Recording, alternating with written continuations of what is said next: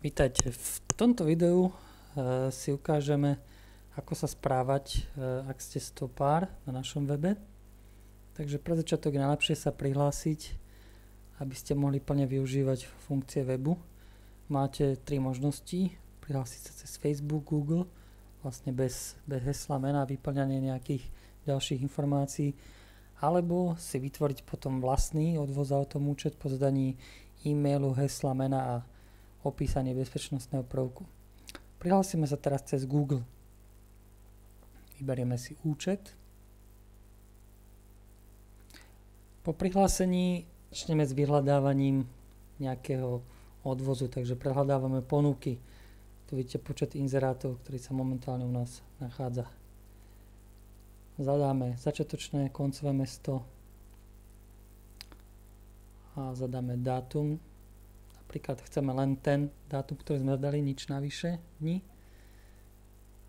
A tu vidíme vodiča, ktorý ponúka odvoz na danej trase. V našom prípade Bratislava Zvolen. Čiže čas odchodu je z Bratislavy. Ak by ste zadali napríklad Zlaté Moravce, čas by bol iný, posunutý. Čiže prepočítavame, predikujeme čas. Takisto aj cenu prepočítavame podľa toho, odkiaľ idete. Že nie je to celá cena vodiča, ale je to cena za váš odvoz. Klikneme na ponuku a uvidíme detaily.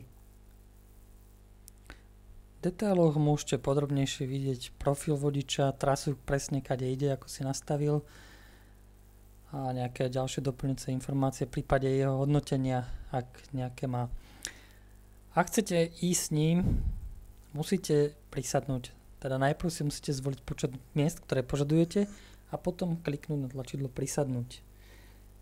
Vtedy zbadáte jeho kontakty, ktoré má vyplnené samozrejme, takže môže to byť mail, telefón, ak má, link na sociálny profil, najčastejšie je to Facebook.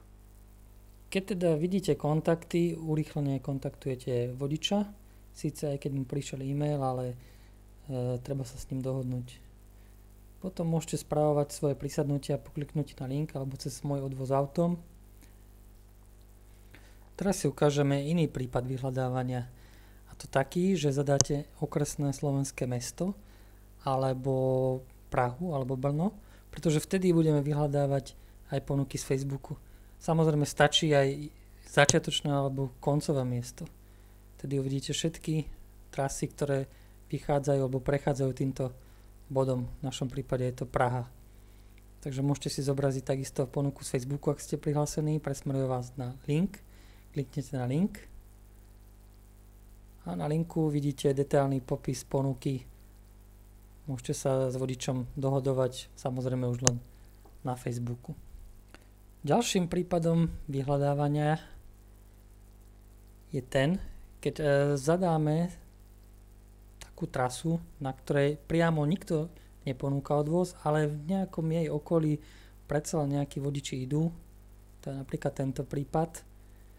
Čiže v tomto prípade sa treba s vodičom dohodnúť, či sa odkloní až k vám, pretože takúto ponuku nezadal, alebo si proste nejakú časť cesty prejdete sami za ním. Je to výhodné pri dlhých trasách. Dobre, ukážeme si aj poslednú možnosť, ktorá môže nastať. To znamená, že budete treba vyhľadávať nejaké miesta, alebo nejakú trasu, ktorá nie je bežná a teda nenájdete nikoho v danom čase. Vtedy si môžete pridať požiadavku. Takže kliknite pridať požiadavku alebo rovno na link, ktorý sa vám tam objavil. A vyplníte, odkiaľ kam by ste chceli ísť, aký je to typ požiadavky, či jednorazová alebo pravidelná, dátum a čas. V našom prípade chceme len smer tam, nie spiatočný. A počet požadovaných miest, koľkých sa chcete odviesť. Potom doplníte nejaké ďalšie informácie, ktoré by mohli byť užitočné pre vodiča, aby ich vedel. Môžete si taktiež vytvoriť šablónu z tejto požiadavky, aby ste pridávali na budúce požiadavky oveľa rýchlejšie na tejto trase. Keď teda pridáte požiadavku, môžete ju začať správovať.